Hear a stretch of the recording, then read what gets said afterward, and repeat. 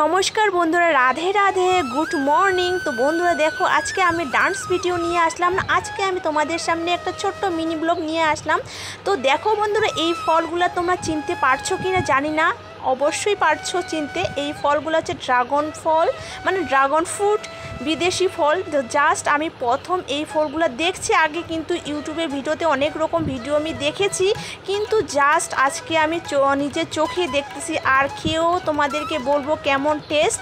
তো বন্ধুরা দেখো, এখন কাটা হচ্ছে। তো জানো তো আমাদের দেশীয় মানে দেশীয় যেরকম ফল সেই কিন্তু টেস্ট, আর এটা হচ্ছে বিদেশি ফল, জানি না খেতে কেমন টেস্ট। তোমরা কারা কারা দেখেছো এই ফলটি আর কারা কারা খেয়েছো অবশ্যই কমেন্ট করে জানিও কিন্তু। আর আমি তোমাদেরকে অবশ্যই খেয়ে বলবো যে কেমন এই মানে ফলটি খেতে, টেস্টি না আর মানে টক জাতীয় একটু ফল, আমার তো মনে হচ্ছে একটু টকটক মনে পড়বে।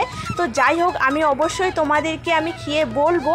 তো দেখো, আমি প্রথম আজকে এই ফলটি দেখছি, দেখো দারুণ না সুন্দর কালারটা। তো দেখো, কাটারি দিয়ে কেটে নিয়েছি, চাকুটাও পাইনি ওই সময়।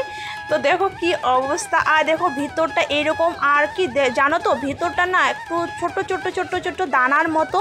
তো দেখো, চাকুটাও নিয়ে আসেনি, জাস্ট এই যে একটা কাটারিটি দিয়ে মানে কেটে নিচ্ছি। আর দেখো ছোট ছোট পিস করে কেটে নিচ্ছি।